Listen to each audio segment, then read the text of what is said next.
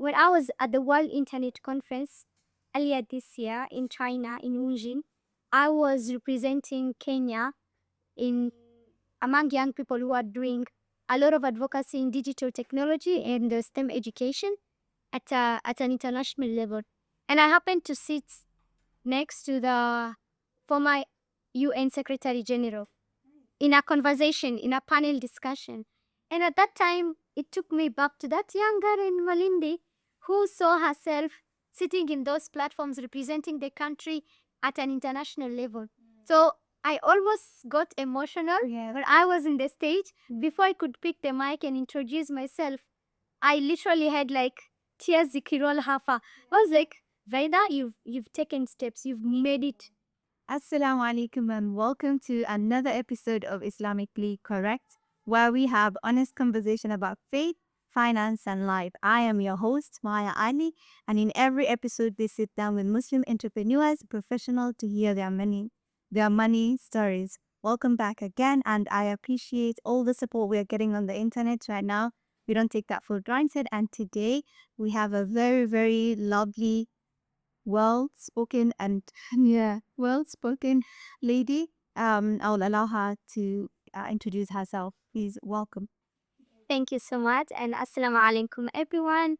My name is Gheida Abdala, the founder and CEO of GiSave, a social startup that is guiding and empowering young people through STEM education in Kenya and usually on the coastal region of Kenya. That's lovely. That's lovely. Welcome to Islamically Correct. Thank you. And I hope you're gonna enjoy the conversation, inshallah. Definitely. Let's get started. What caught your attention this week or this month? Yeah. Oh, okay, that's a very interesting one. I think there's so many instances that I need to pull back, but I would say I always get fascinated when it comes to nature.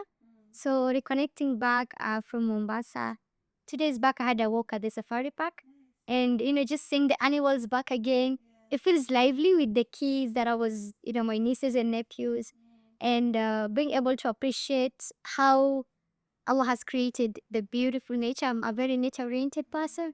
And I think that was, it might not look so big, yeah, but it actually means a lot to me. So I think that is something that's, reconnecting this week, reconnecting back with nature, and just trying to bring in the childish beauty in you among the busiest days and the craziest moments. So yeah, that's beautiful for me. Yeah, that's good. I also love nature.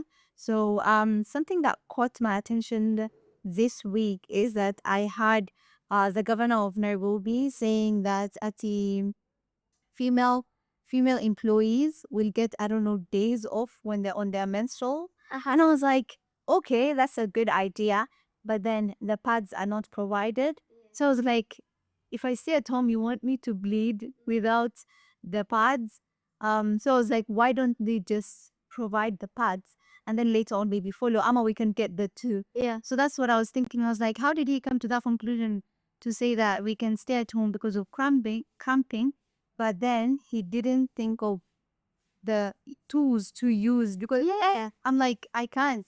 Plus, I think that would bring a lot of, people will know you're not at work because of one, two, three. There's that aspect of stigmatization and how we as young women and guys always try to make it very neutral at those days. And I feel like maybe something they should reconsider. I don't know. I know you can make it too. It's okay. We can get the off days. Yeah. And also get the pads because I'm imagining a day where I don't have pads or a tampon or anything. It's really bad than being given off day to just be at home. But yeah, let's decide the points. Let's get into it. Let's do a little bit of a rapid fire before we get into it. Are you an early morning person or late night? Late night. Really? Yes. Okay, that's good. The first app you check in the morning. You will. Really? That's why that is so unique. I think I always do a lot of applications. So I always check my emails in the morning to see if there's anything, that has come. Sometimes you happen to get a very good congratulatory email and that makes your day. And sometimes unfortunately you didn't get selected. But it's always something that adds up to my routine.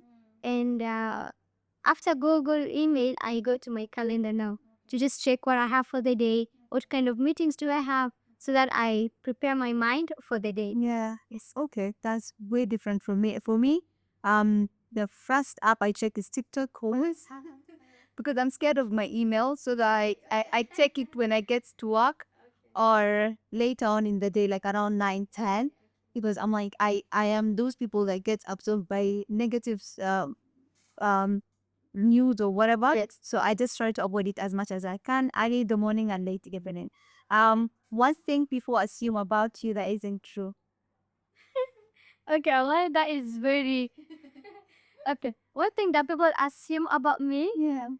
hmm, I think, yeah, I think people think I am someone that is unapproachable.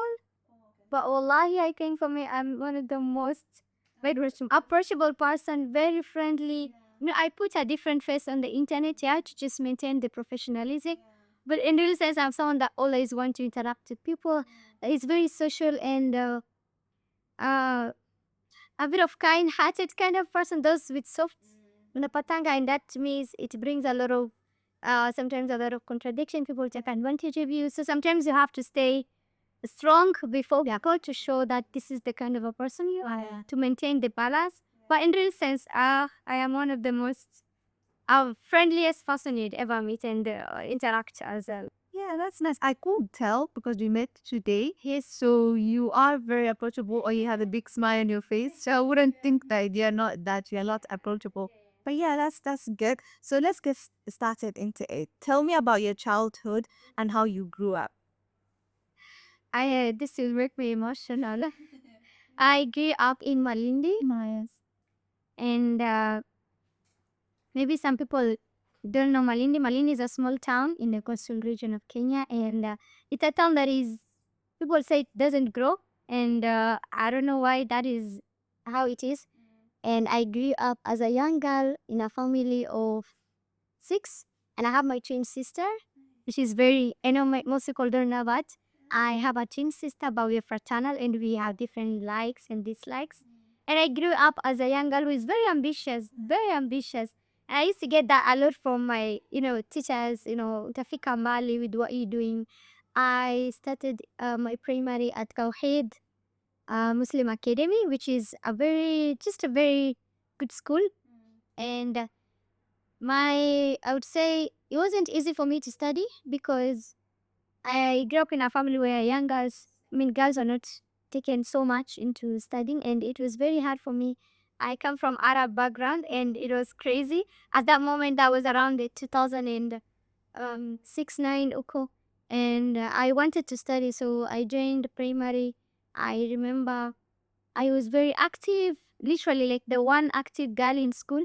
So my teachers used to really like my energy, and I used to be among the top students. But that didn't just come. I used to really, really study. Like, oh, sometimes when I look back, I'm like, I used to take a lot of my time.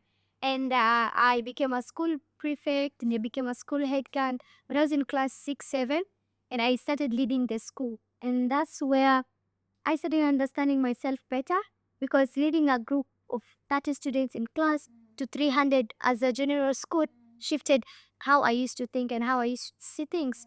And I'll really take it back to my teachers who were very supportive, my ustad, because it was an integrated school. And I used to, growing up, I used to have that fear of me not wanting to do anything wrong. And it was crazy because when I used to say I don't want to shake hands with men and stuff, and you'd find my classmates saying, "Oh, you're being too religious." And when I used to say I want to represent Kenya in different countries, as I didn't know the work I'm gonna do online in the future, but I used to have that thinking. I wanna represent Kenya at global conferences, and my classmates would laugh at me literally. "Ah, so Nati, utafika America kweli?" And it's like, yeah, I'm gonna be there, and I made it this year, alhamdulillah. So I think it's about believing in your childhood dream, and it didn't grow just because I wanted things were easy for me. No, I had to fight. I had to get a scholarship for my primary education for me to go on with studies. You can just imagine. So I really take back my childhood moments, but I was that serious kind of a girl who is just focused, and I feel like sometimes maybe I lost my my fun moments. Oh, but I think it's worth it. Okay. Yeah. That's good. Can you tell me, give me a picture of what was money around the house? Were you kind of rich people? Were you like managing? And if you can give me like a picture just so that I can understand. Okay. I always say I come from a high well-off family.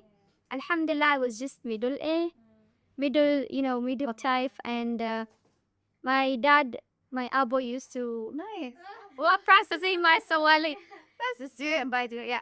So my abo is used to work in a family business, and then there was a lot of conflict, and then it's just disrupted, and things now grew back to zero, and we had to set everything back, and it was very tough because even getting to study, I needed to get someone to pay my school fees, and I remember I was giving a speech.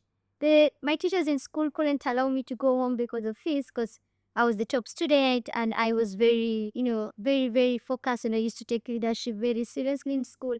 So I remember my head teacher used to say, I cannot let this girl go home just because of fees. And I was presenting a Thanksgiving during one of the praise giving. And it happened that guest of honor who was there liked my presentation because I was very good at speaking and presentation. And he was like, I want to sponsor this girl out of nowhere. And he didn't know that I actually needed that money to get into my education to complete my primary. That's primary level. And alhamdulillah, today I don't know who that person is, but I always say, alhamdulillah for that, because it took me a step ahead. Because family wise, my dad couldn't afford to pay for me at that time. And my uncle who was supporting us decided not just to pay. So sometimes it came with a lot of fights for you to study. And that was the bare minimum I usually look at right now. I tell myself education is like a basic, it has to be like a basic need. So I didn't really come from a very well-off family, but that really motivated me to want to build something up for myself, that I can make a good life for my future family and kids. Sometimes I would make random videos and say, hey, to my future kids, this is how you're gonna do. Just to make it, to actually make yourself that this is where you came from and this is where you are going. Even for my high school, I actually got a scholarship to study high school through the Wings to Fly scholarship program because I was the top student. I finished my KCPE, I remember. And I was like, what? I don't know. How am I going to continue? I remember all my classmates who are beneath me had already enrolled to schools. And I was still trying to figure out how am I going to go to high school. And if I studied in Malindi, it would be very hard for me to complete Form 4 because of early marriages and stuff. So I was like, Ya Allah, you know my intention. I really want to study and I want to use my education to be like a very powerful tool for me. And alhamdulillah, I got the scholarship. I completed my 4 years. And crazy enough is I'm at the uni and I'm also under scholarship for my uni. So it's just, I call it directional. And it might not be that you have finances, but if you have the intention, Allah brings people to you. That will make you take the steps. Yeah. That's good because there's a quote I had that if you're trying everything you can and you're doing all you can, Yeah. The vast comprises to your answer. That is really, sounds like, yeah, life works in favor of you as long as you're trying and you're striving towards that. And I'm really happy that that has worked for you. alhamdulillah. So I want to understand your money mindset. What were you thinking of this at the time? Do you think that, other people have money, so why don't we have it? Were you questioning yourself, or did it change how you thought about money going forward? No, well, I wouldn't say I used to look at other people. Why do they have money? I used to appreciate what we had and what my dad and mom could offer. But again, there's that wanting, a better approach. It was, I remember when I used to hear people saying, oh, I came from Nairobi, Mombasa with flights. I used to ask myself, is it possible? Is it possible for me to get to this level? But I had that one mindset like, okay, it might have not happened in my family, but I'm going to be the first person to do this.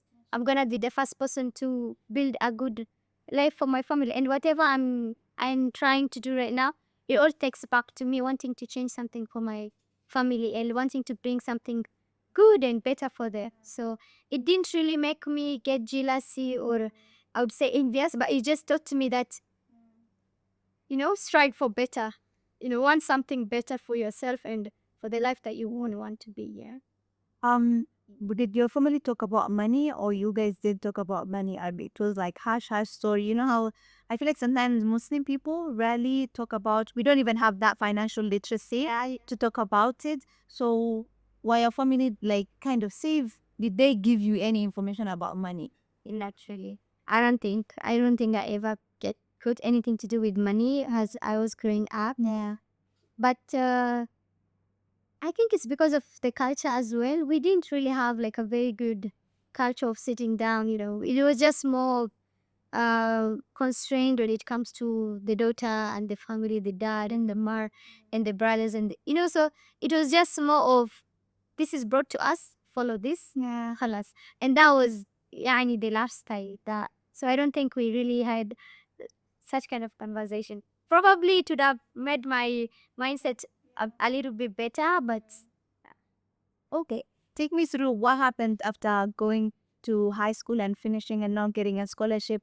How was the like mood? Maybe the first day that you were told that getting a scholarship, and if you can remember how much were they paying for like high school and primary also.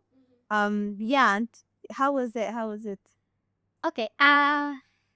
For the figures, I'm really not so sure with the figures, but I remember during my primary we were paying around 6,000 Kenyan shilling at that time Patam. per term. If I'm not wrong, it didn't pass 10K, but around that.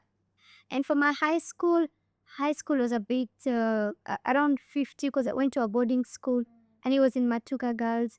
Yeah, so it was a national school, so the standards were a bit high, but I really didn't get to know about the finances because literally everything was sent from the school to the bank because it was the Equity Bank, and the Equity Bank would literally, there's this program called Wings to Fly that they support young people who are talented intellectually and they're bright students, and they support them to study across Kenya. So every year they pick close to 1,000, before 1,000 students for different counties and stuff. But usually it's a very, very rigorous program. You go through interviews. Why do you need that scholarship? But once you get it, it's fully supported. They support your transport, accommodation, everything. And yeah, and I was under Mastercard Foundation, so it was equity, and I was a Mastercard Foundation scholar. And then when I completed high school, and I'm now about to join uni, I remember my abo saying, if we don't have the finances to go, I already got my calling letter. You might be forced to stay at home because nobody was willing to pay for my tuition fee in school. And my high school teacher, I remember, who is always my favorite teacher, and I always say a big thank you to him, Mr. Rajab. He called me to school that day. I'd gone to pick my letter, and he said, "Oh, you were part of the Young Scientist Kenya winners, right? Yeah. There's this scholarship you're eligible to apply under the Premchand Bai Foundation." I was like, okay, yeah, let me give it a try. And subhanAllah, that was the turning point. I got a year in uni is close to 63, 63 to I think 80K a year. Okay. And then, so now for the 4 years. So each year they pay yearly. Okay. Yeah. So you can imagine someone investing in your education, and this is someone you never expected, and actually have never met some of these people. It's out of just the goodwill, and I think it's just asking Allah. I remember those times I used to say, "Yeah, Allah, I'm really stranded at this point, and I really want to move forward with my education. So help me through." And how things happen sometimes, I say, it's just by Allah's will. I wouldn't have made it to where I am today because all these people, yes, come in handy, but it's through Allah's guidance, and it's through Allah's, spotlight for me to be able to get that, because thousands of people want to apply for scholarships and stuff, and only few people get selected. So I think it also putting God first that really, really made my journey be a bit easier, because otherwise I wouldn't have needed to study, and probably I would find myself in a situation that I wouldn't want to be in. So I don't think most people know about my education journey and how I studied. I know most people just seeing me on the internet, oh, she's done this, she's done that. And that's why I'm really, really driven by passion with whatever I'm doing. Because at one point, someone giving a hand to support me 100%. And I have to get back as well. 100%. That's so lovely. I want to get to understand the process of being picked for the scholarship. Yes. Because why I say that is that I was listening to another podcast, and there was one of the ladies in that podcast. She also got an equity kind of sponsorship, and she was like, they were very poor, but then it is so funny that for her, they usually come to the house to check what kind of living situation you guys had. Yeah. So she was like, when she went home, her parents were like, "Are we poor enough for them to for them for them to give us money?" Yeah. So she was like, "Yeah, we had to even see like if the other neighbors, their house is no poorer than ours." That was like so funny, and at the same time, I wanted to understand that process for you. How was it? I think for me, I was well spoken. Yeah. And like I said, when I was in primary, I already had visions for what I wanted for my future. So some of these scholarships, they listen to you. You go through. I remember I went to an interview. That was one of my first serious interviews. I had a panel of 6 people seated there, high senior people from the Equity Bank Foundation and different. And then I was seated there, young girl, who is just trying to understand what other people were going to ask me. But I remember we were close to 1,000 people within Kilifi County, and they were only selecting 8 people. And I was the only Muslim girl at that time who got selected, actually. And I got to the interview, I was literally just going there to have conversation. And when I started speaking about my vision, because they were literally, I was just completed class 8, because this is a very prestigious scholarship that you get. And they only have a limited number of slots. So how you are able to articulate what you can do and what you have for the future, that is what will be the select point. So for me, I was very natural because that was something I wanted to build, and I think that message really got into the people who were interviewing me. And I was like, you know what? This girl has a dream and she has a vision and she has a potential. And she's gonna make the best out of this scholarship. Because when I got the scholarship, I remember in my form 2, I was selected as a school president at the Matuga Girls High School. That I led form 2, form 3, form 4, leading over 3,000 girls. The Equity Bank Foundation came to know about this. They came, they did a whole documentary. Me in Form 2, I always look back at that documentary, and I tell myself, oh, Gheida, you came from quite very, very far. But you see, it's how you can be able to show passion for what you do. And even for my family, it was a bit young girl, why are you going to get scholarship from Vance and stuff?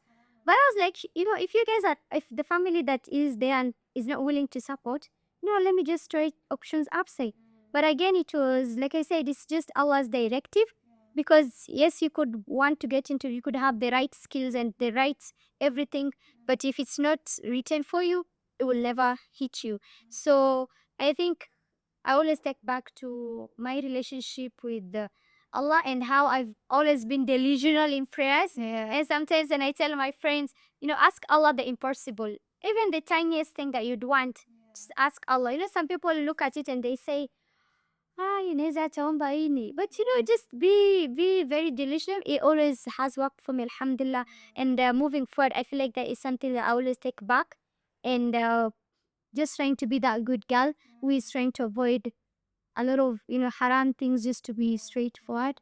And that is a very important key thing. Actually, young people need to really take that into consideration, because we live at times where everything is easy to access and everything is so. Yeah, your own principle guide you. Yeah. Something that I've learned is that the sins you commit are the ones that reduce Your risk and much you get from Allah. And the more sins you commit, the less risk you get. And the less you do, the more you get to connect. It's like a way of telling Allah, yeah, Allah, I've stayed from that haram and that I was. for the sake of you, for the sake of and I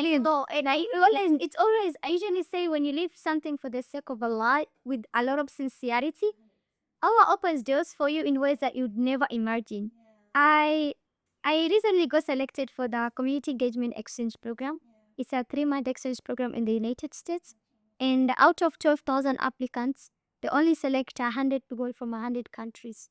So I'm literally representing Kenya at that point. So I asked myself, I don't think I've reached that level that maybe I would get to such a prestigious opportunity. But then I look back and I say, there's a lot of things that I'm doing that make me eligible for that. Yeah. And also, it's just quite a Mungu mbele. 100%, 100%. And so let's go through it. What happens after high school now that we get into uni and the process of also getting the scholarship? Yes. I got a scholarship that was the first turning point for me. It actually made me now want to explore more about what I really wanted to do. And I was like, yeah, someone is actually in handy for my studies. I'm never gonna let these people down, and I'm never gonna let myself down. I'm gonna create pathways for other young people. So I joined uni at the Technical University of Mombasa, and I was like, I have my passion for community work and for empowering young people. Someone held my hand from primary, high school too. No, you're right. Yes, and I got people that talked to me actually, people that advised me, people that could see potential in me, and they motivated me to move forward. And I was like, I was building a platform, just a backstory in high school that won the Young Scientist Kenya Award. There was a platform, a tech platform that connects young girls to STEM mentors online. And we won the Young Scientist Kenya Social and Behavioral Sciences as the overall winner. And I was a solo presenter. I remember asking my friends in high school at Form 4, well, let's do this project together. And they was like, oh, you're wasting time. And I'm not in Form 4. I don't want to get involved. But when I completed high school and I became eligible for the scholarship and I joined uni, I was like, I'm just focusing on building my passion. That was Girls ISAF, that transitioned to GSAF. And I started doing sessions online. I started going to schools. I started mentoring students. At that time, I was just me and the laptop and doing live sessions, online sessions. And never in mind did I ever think that 2 years down the line, I'd have my own office and I'm still a student. And I started applying to opportunities outside. I started getting into online programs. And then I got selected for other programs. I went to China, I came back. I went to the States, I came back. I went to Riyadh, I came back. All these approaches were building me and they were building my passion for what I'm doing. And with social media, it became a very powerful tool because that's where now I knew I could reach more people. Yeah. Although it was very hard for me to get into the internet, I was a bit very hesitant and also conservative because of the family background. It was like, why are you posting? So yes, it was. I used to get that a lot. And the community of people or the internet in general? No, not the internet. I think the internet was very supportive. Actually, I got very good community, but I'm talking about like family. Okay. It was very hard. Yeah. Nobody in the family has been on Instagram, and you're putting your. I know, like one thing that just struck me was, what is my intention being on the internet? إنما الأعمال بالنيات. So that intention of being on the internet was just to showcase my work and to be able to inspire more young people. Oh, yeah. And that is always one thing that motivated me to be on the internet. And like I said, just maintaining the Islamic values in standards. I would never go on the internet and start doing things that I know are not Islamically oriented. I would never want to show my, out on the internet. So because of that, I used to get obviously the family, oh, you're standing next to people and you're just posting it. But then I was like, this is my intention to it and let me move forward. So social media played a key role in how my journey from from uni to where I am right now, because I was able to reach the right people. I was able to connect with the right people internationally. And that spearheaded my advocacy level when it comes to education, STEM education. And STEM stands for science, technology, engineering, and mathematics. And it's a field that I feel like within the coastal region, especially for the young girls, are being intimidated on why do you have to take engineering? You can just do baking, you can just do. And I study information technology, so I'm very passionate about it. And I try to use technology to solve community challenges as well. Okay, that's good. So I want to understand when you started GiSave, now that you transitioned from Girls, I said. yes, yeah, then now GiSave. Yes. Tell take me through that process and what did you like? Did you get help from people, or how did you make the money to start until today where you guys are? Okay. I wouldn't say it was an easy journey. Wallahi, it was very hard. The first time I started speaking about my project, about what I'm doing, people used to look at me like, Kwani anafanya nini? What is that? What exactly is she doing? What exactly is she trying to do? And it was very hard. And I understand, because coming from a background that really doesn't have much on education, interest, and growth and stuff, it was a bit of a challenge. But then I kept pushing through. And I used to have mentors, people that I would call and say, oh, this and this happened. How do you think I would approach this? So that is something that really helped me. And even family back, it was very hard for them to understand, because, like I said, my family, most of my sisters didn't really go through school courses and everything because of early marriages and my friends and stuff. So that So I was trying to do, yes. so that means you're the first person in your family that went up until university. Yes. Mashallah. Yeah. I was the first person. Yeah. And it was because I wanted that change for myself. And a quote that always motivates me is by Nelson Mandela, when he said, like, education is the most powerful tool you can use to change the world. And that that quote struck me when I was that little young guy to where I am today, and being the change that you want to see. Yeah. That is another quote that really, really, really, really motivates me, by Mahatma Gandhi. When you want to see change, it has to come from you. You have to create that change. If I wanted to go the same process, probably I would not be sitting here today and speaking in front of this audience. It's because I knew the life I came through and what I wanted for the future. So moving forward, uni and wanting to push what I wanted, it was not easy, but I had the right mentors, like I said, people that I could seek for advice. And I also got people that took advantage of me at an early stage.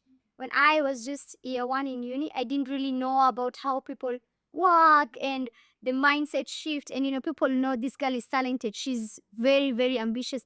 She has this energy. She can do 1, 2, 3, 4. Right now, when I look back, I'm like, Gheida, it actually did a lot for people that it seemingly looked like someone took advantage of you. But I don't look at it in that perspective. I look at it in terms of I learned, I picked lessons, and I moved forward. So at any given time, when you find yourself making mistakes, look at those mistakes as learning lessons, and try as much as possible to avoid mistakes. I always say, be the person that learns from other people's mistake, not people learning from you. Yes. That's really, really crazy. So, and I remember the first grant I got was 500 USD.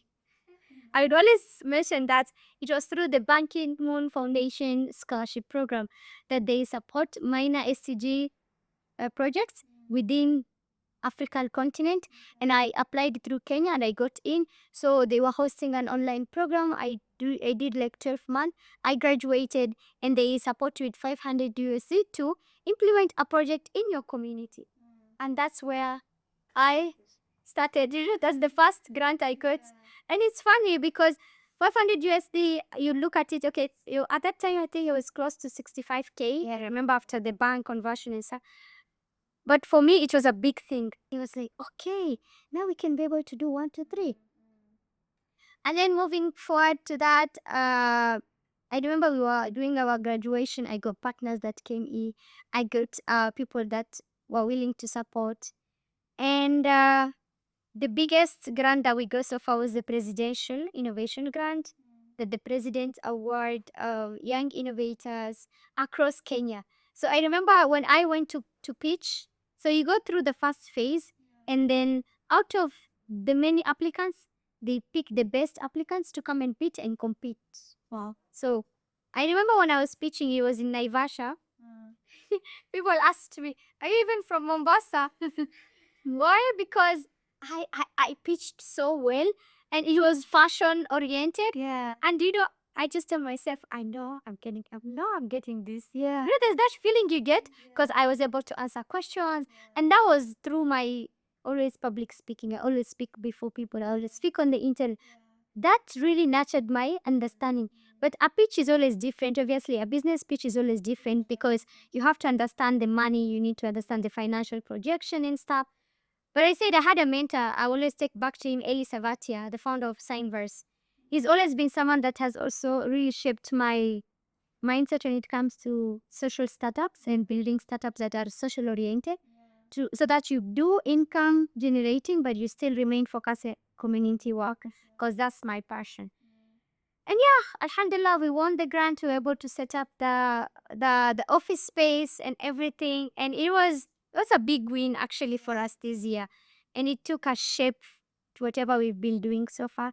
And I keep applying for other different opportunities that we could be able to showcase our work and what we've done in the last 3 years. And yeah, that's the story. Yeah. How much was the grant? If you can just give a range. It was 500,000. Nice, very nice. You spoke about some challenges and people taking advantage of you. If you can give me a picture of one challenge you went through or someone taking advantage of you and how that taught you to be who you are today. Yeah. I think at one point, there's a time I really needed to make a tough decision. I was in this environment and I was giving it my best because I wanted to do it. I wanted to do it for the community. And I was giving my best. And I used to do all the roles, one role in all these roles in one person. That was me. But when I came to realize that when I started speaking about my project and this is what I wanted to do, it was more of do it under this. I was like, wait a minute. How is this person? I want to pursue my passion. If you are the right person, I'm in the right environment, you'd encourage me. Oh, hey, you know what? Move forward. This is your thing. Let's support you. But these people wanted to cheer it up under them and under whatever they were doing. And that sounded very, very unfair to me because this is something I was doing since high school. And I was serving for them. I realized it was more of a cage. I was in a cage that if I was to move out, then things would open for me. But if I stayed within, I would be confined and I would be doing things that they wanted me to do because they knew I had the energy, the time, and the effort. And if I put my mind into something, I'm literally going to hit this. And that's how I've always been. And I was like, maybe I didn't understand these people in real. I didn't know. And unajua ukikuwa mtu wa mwenye roho safi, wallahi sometimes it's a big challenge for you. Because you don't see people for who they are. You'd always see them the way you would want to see them. And that's one thing I came to learn that don't always look at people just because I am a good person. You expect everybody to be good. And I learned that through the journey. And I learned to be resilient at that point when I took a decision to say, let me move up and start on my own. And I literally took everything back to zero and I pushed forward. And alhamdulillah, today, to this date, I always say, Allah had a reason why He put me in that situation because I learned a lot. At this point, I think I'm more mature in making decisions and also in being able to understand people. Not 100%, but I'm above the level I was. Yeah, okay. So what was one financial mistake you made early on and roughly how much was it? Okay. I would look at my financial mistake to be savings, like about savings. I never really took savings to be something that is very important. As a one person, you get money, spend, halas, it's done. But then with the time, I came to realize I actually need to start saving up. I didn't like lose money like that, no. One of the mistakes was on savings. And it's something that a very good friend of mine really put that into my mind. And I understood that for me to be able to move forward better and in a more growth perspective way and me to invest in other stuffs, I need to be able to have something that I can save up for and for future emergency and that. So that was one mistake that maybe if I knew earlier, it would have really, really worked for me.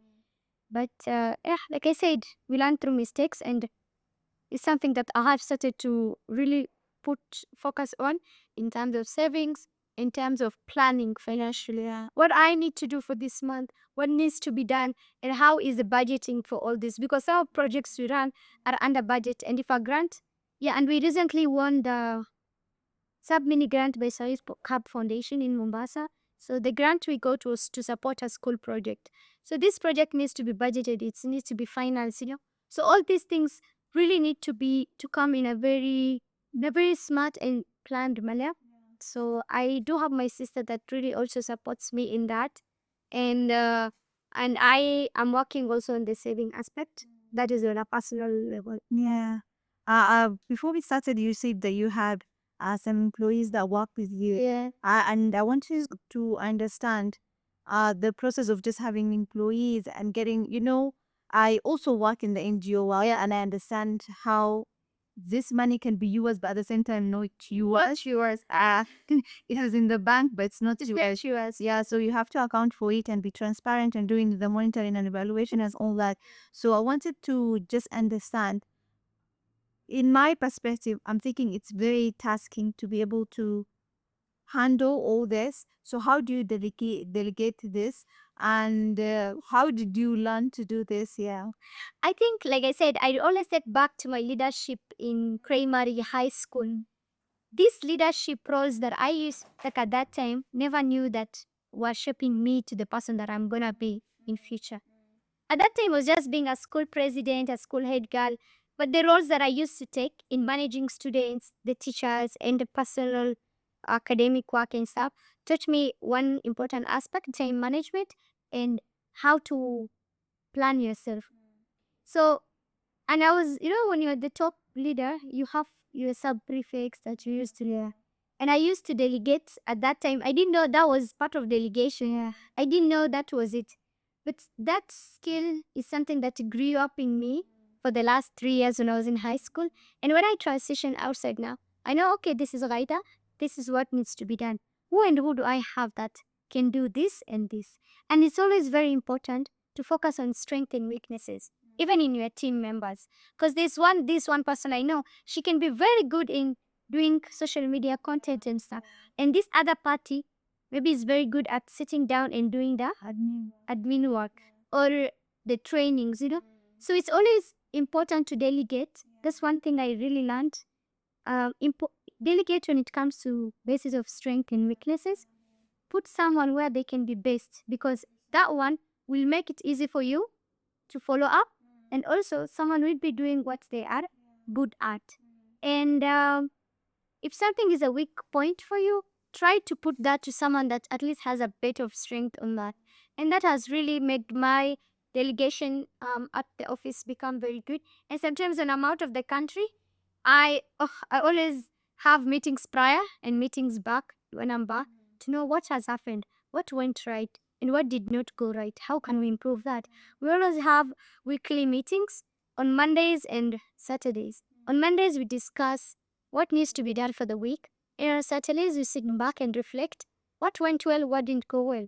So, running a team is not an easy task. And if you are the one that is spearheading that, you really need to push the energy always constant, because at one point people will feel overwhelmed, but you really need to know how to manage them at all times. That's really good. Something I wanted to understand is, I've lost my train of thoughts. It's like, let me get it back. Yeah, the question I wanted to ask was, what was the happiest moment now when since you started GiSave? I'm trying to say it as Swahili as possible. Yeah. Because at first I thought it was a girl, like G for girls and whatnot, but it is GiSave. So yeah, what was the happiest moment, and also the saddest, maybe when you're like, oh my God, do I think I can continue with this? Okay. The happiest moment I would say is opening the office. It was a big step for me, a huge step. It's made me understand more on responsibilities and management, because at all times I think I was just a mere volunteer in this place, that place. But now I'm setting up something that I am the one that can either build or break into. So it taught me highly on responsibility, and it showed me this came from just a project and now it's going a fully fledged social startup. So it's a big thing for me because if I wanted, I would have ended my project and halas, you know, it was just a high school project. But I'm moving forward right now. Apart from opening the office as my happiest moment on a personal level, when when I was at the World Internet Conference earlier this year in China, in Wunjin, I was representing Kenya in among young people who are doing a lot of advocacy in digital technology and STEM education at an international level. And I happened to sit next to the former UN Secretary General in a conversation, in a panel discussion. And at that time, it took me back to that young girl in Malindi who saw herself sitting in those platforms representing the country at an international level. So I almost got emotional when I was in the stage. Before I could pick the mic and introduce myself, I literally had like tears zikirol hafa. I was like, Gheida, you've taken steps, you've made it quite far. And that moment is a moment I will always want to like feel and reflect back. And one of my biggest goals in the future is also to be in the United Nations in digital transformation and technology, in spearheading policy and advocacy and diplomacy, because I am passionate about technology innovation, but at the same time aligning it at a global level. It's a huge thing for me. So those are two more ways that I will always take them to be close to my heart, because I feel like Allah has put me in that position that He's seen better for me and even for the future. Alhamdulillah for that. And the saddest moment, it's sad and I'm actually smiling because I think giving up is something that once came to me. I was like, it's getting overwhelming. Things are really moving very fast. And maybe I need to take a break and I need to stop. I need maybe to close down everything and just be a normal person. You know, just sometimes it comes to mind, like, you know what, khalas, right? I just put everything up. It's too crazy. I know people see on the internet, I'm always smiley, that kind of a smiley person. But sometimes it really gets hard, especially when it is coming through like family and then you're trying to push your dreams and it's still not making sense, which is very hard. And sometimes it takes me back to like, yeah, Ghaida, you know, at this point, just be a normal person, just go to school, come back home, don't do anything. And then I tell myself back, this is a journey I've built so far. And where I am at this point, there's no going back. So that kind of motivation always wants me to move forward. But again, I'm the one person that nikienda kwa sujud and I make dua and I ask Allah for guidance. I will wake up with a new energy. Subhanallah, it's crazy. I would leave that place, nikisema my energy Is low. is literally Done. down. But then when I just pick back the Quran, read, you know, just make dua, Quran, make some 2 rak'at, and my energy just revolves back. But again, also having people that you can talk to is very important. I know people would say just speaking it about having someone that you can confide in and just having no intention with this person, but just someone that you can sit down and talk to and share. This is what my journey has been. We pick at this point that maybe it's really looking very hard for you, and this person can motivate you. Trust me, that one motivation you get can literally bring you back to 100%. And another inspiration that always makes me want to move forward is the amount of guys that I've inspired, the amount of young people that have been able to take up things on their own, not because of community or cultural background. I remember this girl approached me when I was in uni. I didn't know her, to be honest. And she's like, oh, you Ghaida? I was like, yeah. I thank you so much. I was like, okay, what is the thank you for? She's like, you know, my dad also didn't want me to study and they wanted me to drop out of school.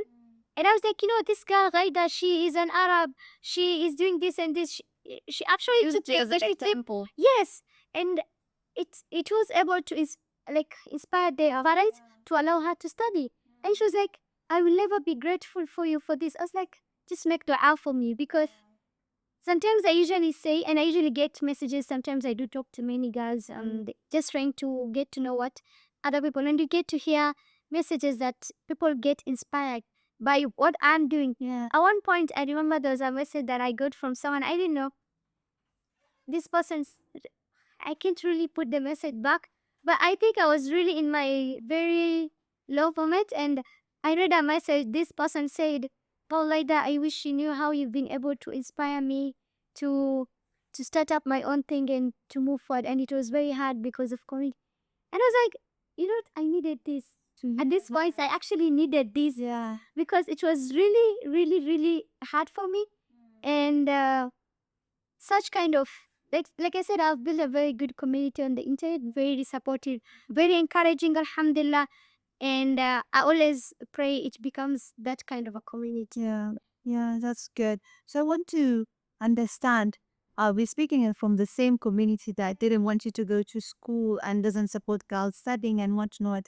Now that you're able to make these strides and doing big things for yourself and showing that, yeah, although I am a Muslim woman and dresses as a Muslim and I'm doing everything Islamically, how does the community now behave now that they see, oh, now, yeah, that she's doing this. Oh, we didn't think she could make it. Yeah, oh, yeah, that's Alhamdulillah, I think now the perspective has changed. Alhamdulillah.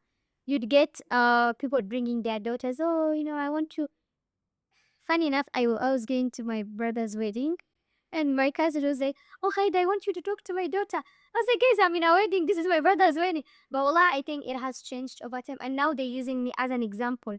I get my sisters telling my nieces, "Can you study? Like, can you be very serious with what you're doing so that you become like her?" And it takes me back to, at least now I'm being used as an example. And I always advise people, like, education is important. It just opens up your mind. Whether you'd want to go in the corporate world or you'd want to start your own thing, your own business venture, it's always good. But having that knowledge is key. It builds you, it opens up your mind.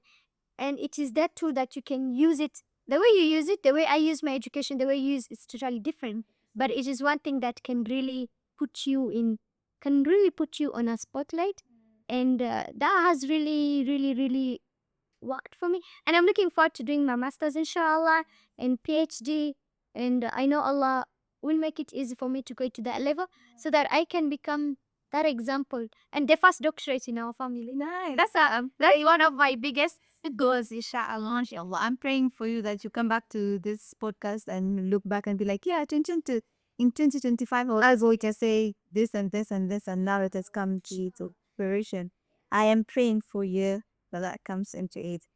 Are there any opportunities that you turned down because it didn't align with you or it didn't align with your religion? Yes, yes. I think not directly to religion, but to live my personal values. At one point when I get into a conversation and I'm supposed to, let's say, this is something I want to look potentially into a partnership or stuff. And when I have a 50-50 about that thing, and I always listen back to my heart, because if I get a 50-50 and my heart is not at peace with that thing, I always trust my instinct and I always put off. So sometimes it might look very good on the outside, but then when you sit down back 3 months later, you realize, okay, Yeah. I should have not. It's good that I didn't get to Mm. that because this is what came up. And one thing I would say when it comes to religion, like I said, I don't really shake hands. I avoid shaking hands with men. And you get now you're going to stage, you're going to get an award, and this person is like this, and it's that is awkward. It's very awkward. But why I try my level best before I even get. I just put my hand here, just to make this person understand. I know sometimes it's crazy because this is an international platform. Actually got that when I was in the World Internet Conference. Yeah. This person is giving me my award. Good enough, the award was on the front, and this guy was putting their hands to. I was like, I just didn't know. For like 30 seconds, I'm trying to make him understand. But I understand maybe he comes from a different culture. Yeah. But I had to maintain my standards and always on my hijab and abaya is something I always value because you're representing. I usually tell myself you're representing a whole religion on that platform. When I was in the US for the World Championship, I was going to give a pitch on the stage. Over 4,000 people were seated and over 16,000 were following me. So that's close to 20,000 people. And if I decided to dress inappropriate and I'm going to that stage, what was I representing? So I always hold back to my values and my principles. And again, not putting myself in a position that I would regret a decision that I made or a step that I took. Okay, that's good. That's good. Um, what are you doing as an individual now on your own personal money journey to be able to make wealth? I'm hoping that we're all striving to live generational wealth so that when we die, we're able to leave a lot of money for our people. So, what are you doing? I think one thing I learned that time is of essence and it's of money, and your skill set value has value. Before I used to do a lot of talks for free, which was crazy.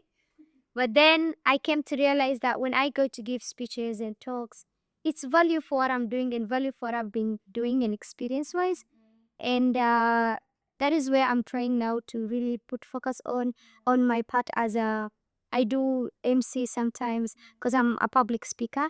I do talks. So I'm trying to change that narrative to an income generating way, but at the same time getting to build on my passion and doing trainings that are paid for, that makes it more serious for people to get in and also valuable at the same time, and we can be able to generate revenue to be able to sustain the office moving forward.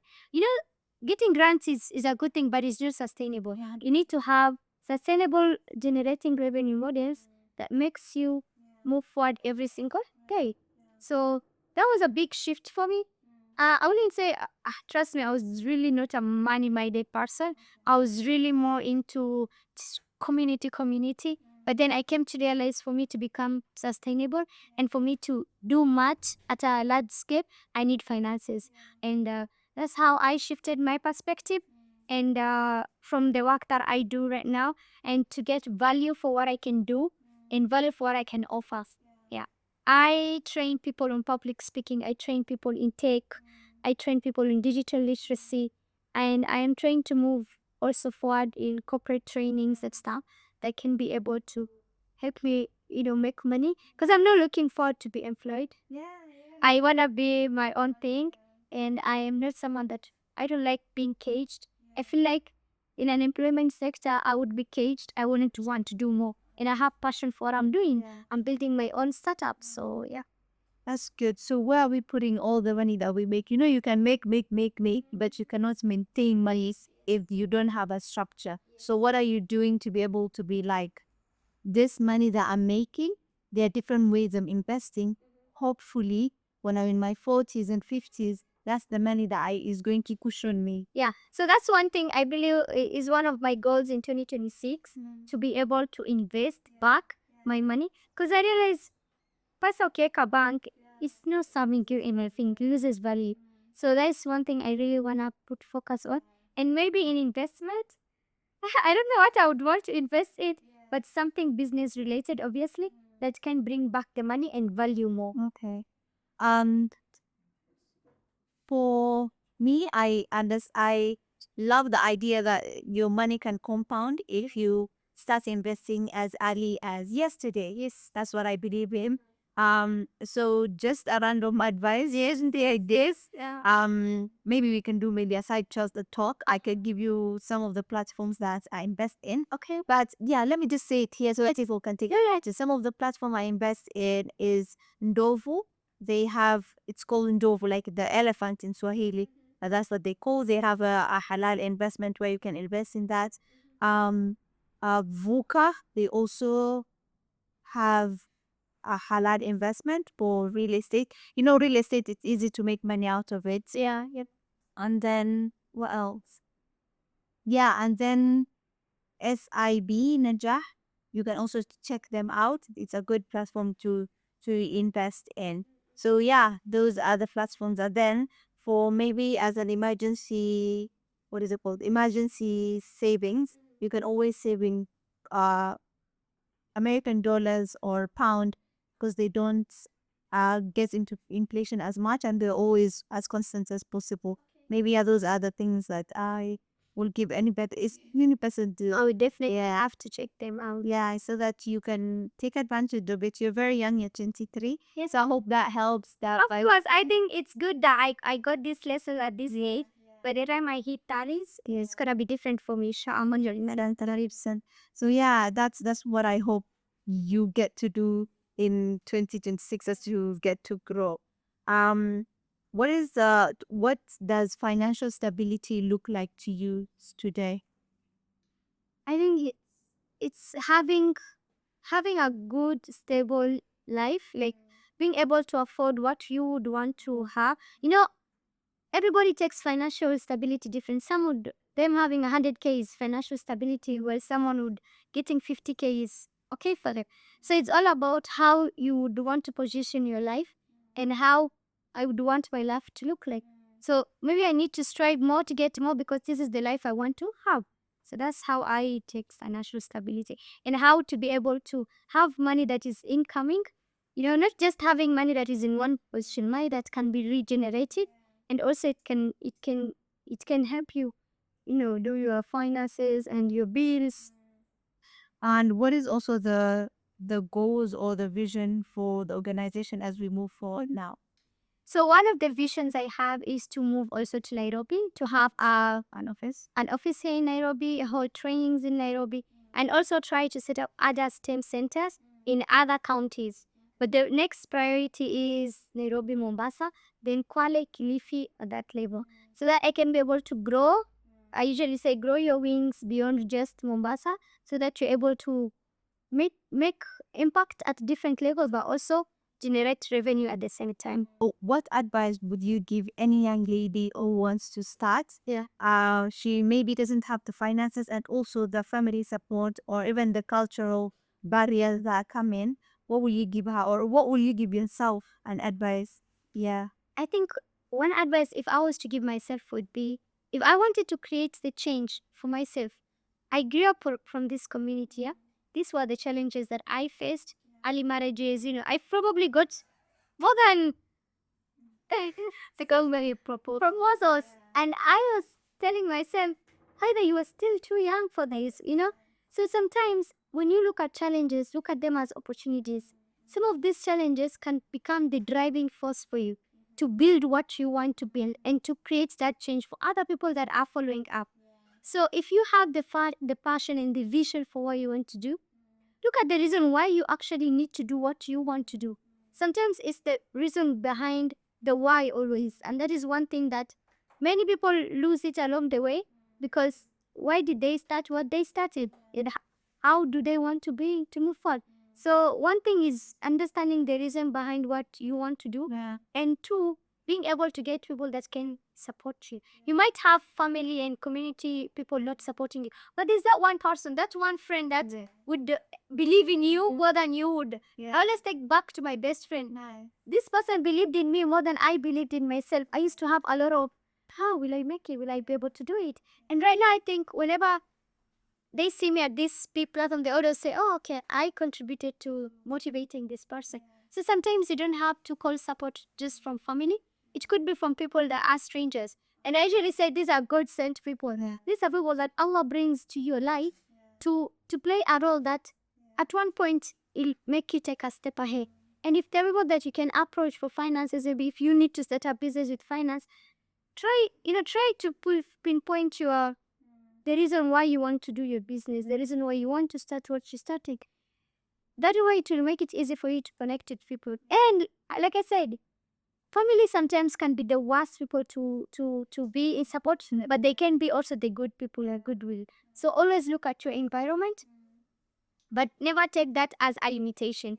Just because you don't know what to do, you don't know where to start, there are people who are willing to support you, but you just need to share your vision and you need to share your. And I think for me, I would say my community on the internet has been one of the most supportive things. I have connected with people that at this point have played a bigger role in my journey, how both in motivation and in advice terms. So it might not be directly financial. It might be someone giving you access to this network, and this network giving you access to that network. And that way, it helps you take steps. And one thing I always advise people or young ladies, young people, we always want to get things quicker. There's nothing that comes quick. You have to take steps, trust the process, and build on your journey. Yeah. What I always say is that you deserve to know what happens next. Do it as much as you can. It's not going to be easy, but you deserve to know what happens next. As before we finally close in, what is something you're doing to put barakah in your life as an individual and also to put barakah in your business? I would say istighfar. No. That's one thing that I think I never used to take istighfar very seriously. But one time I was watching, I love listening to Sheikh Yahya Rabi, and I love listening to this renowned chefs just on YouTube, spend a 1 hour session. And then on one of the topics, it was about appreciating Allah and stuff.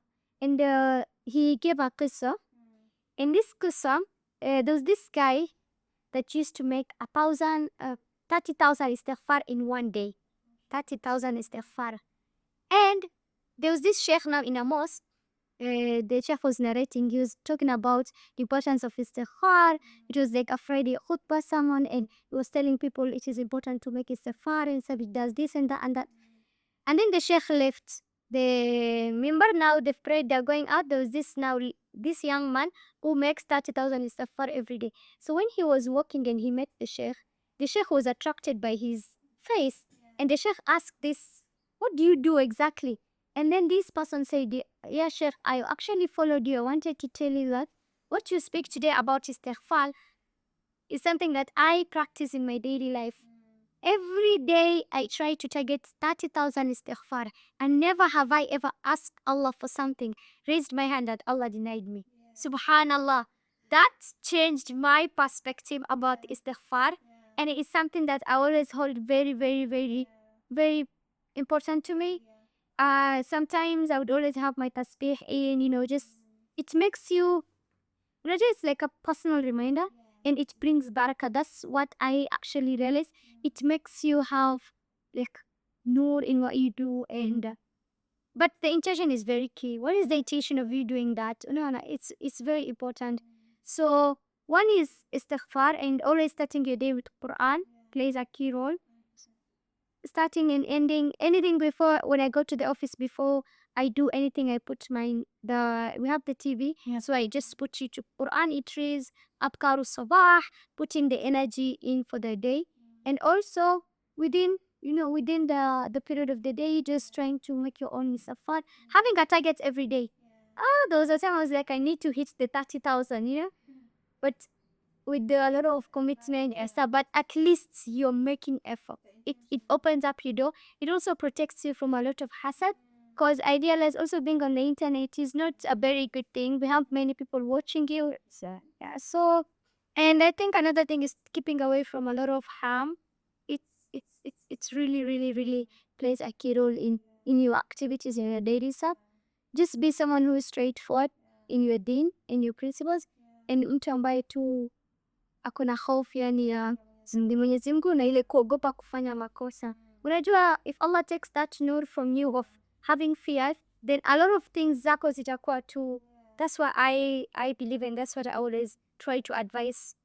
I'm not perfect, but I always have these little minor principles. Yeah, that's good. In the same breath, I wanted to add that reading Surah Al-Baqarah has personally, I as an individual, changed my life 360. Wallah, I'm not lying to any one of you. So if anybody can add that to their routine, it will change your life like you won't even believe it, subhanAllah. And the best time I always read is Fajr time. So as soon as I finish Fajr and do my adhkars and whatnot, I always have my mushaf on the prayer mat, and I read that. So if adding that will also change your life. Two last question before we wrap up. What is a financial lesson you have learned this year, specifically 2025? Yeah, what is this? The work money is not your money. That was one thing that I actually learned. You have to always be keen in separating your personal finances and the like work finances and stuff. And another important aspect is your saving. It's a very important lesson that I picked this year. on how to save and how to be more manageable when it comes to finances. Yeah. Yeah, that's good. Yeah, that's good. Um, so I'm trying to start a new segment where the guest gets to ask me a question. So if you have any question, you can ask me any random questions. Yeah, so that you feel I also contributed. So it's not only you. Yeah, yeah, yeah. Oh yeah, and that's unplanned. But my question would be, what was the motivation to build this podcast, and what are the future plans of generating revenue out of this? Is it just a podcast that you wanna host, or is it something that you'd want to make it on a bigger scale? Yeah. And are you into business? Maybe if I may ask, have you done a couple of businesses? Then we get some insights. Okay. Um, for me, if given any chance to do 9 to 5 or to do entrepreneurship, I always choose 9 to 5. The ease of it. Really? Yes, the ease of it, to be able to know that someone is paying for your health insurance and for your retirement. That's yeah, that's because that's how I think I always try to make my life as easy as possible, especially when it comes to money. The main reason I started this podcast was to I didn't know where to invest. I didn't know the stories of other Muslims. Are they struggling? Am I the only person who wants to understand how to make money as a Muslim, especially in a halal way? Because yeah, all the information you want how to make money is there on the internet, but the halal way is what we don't have. That's what I wanted to start, to be able to learn from your story, what mistakes and how you're trying to make halal for yourself, halal money for yourself. What do I wish for this podcast? For it to be a platform where people can come and learn and be like, yeah, I need to go to Islamically Correct because I need to learn one or two things about money. That's what I want. For it to make money 110%, but if given, I always ask myself, will I leave my current job to completely 110% to do this? I don't know. I don't know the right answer to that. I want this to be giving me millions of money for me to leave my work. But alhamdulillah, I have a good job, so if I can do both of them, I want to. Yeah, why not? Because the kind of work I do, I give back to the community. That's something that I really don't want to lose, because I work in the NGO world. So going back to the community and seeing and being able to help really fulfills my heart. Yes, that's what I want to continue to do. So hopefully that's the plan for it. Yeah, that's a good. It becomes a platform of khair, barakah, and a place where people can learn. Yeah. Yeah, I think this will really help many young people, because I feel like conversations about money, about starting up journey, are things we always see successful people just making. And sometimes someone is like, oh, she made it easy, she's where she is right now. But literally, there's so many things that we need to relate to before. People need to know that there's also struggles that we go through behind the device. And I'm not that person that really wants to share a lot on the internet. Yeah. Always try to put what I want people to know. Sometimes it's good to have such conversation. Yeah. It always takes back to the journey that umefikia and taking further as well. So I think this was a very good opportunity for me to share. Yeah. And I hope someone would pick something out of it. And we can always connect. 100%, 100%. So that brings us to the end of the episode. But before we close in, I want to tell the people, the viewers, where they can find you, how we can support your work. Yeah, just to follow the yeah. So you can connect with me on LinkedIn, Gheida Abdala Omar, and on Instagram, very active as well, Gheida_Abdallah. And on TikTok, I use GiSave, GiSave Africa. And you can always, give a message, a comment. I'd really appreciate. And if you need us to work together, I'll definitely share my emails and stuff in it correct. Yeah, we'll put all her information in the link, the description below. Yeah. Yeah, so I really did enjoy this conversation to the lovely one, learned a lot from her. And I pray Allah puts barakah in your work and the work you do, and it's get to reach as many people as possible. And you're able to leave sadaqatul jariyah for yourself and your family. But yeah, that was the end of the episode. Thank you so much for watching. Please don't forget to subscribe, like, and share. And if you're listening on Spotify, and anywhere else you get your audio from. Don't forget to rate us and also comment. Thank you so much. Until next time, much love, lights, and blessings. مع السلامة. السلام عليكم.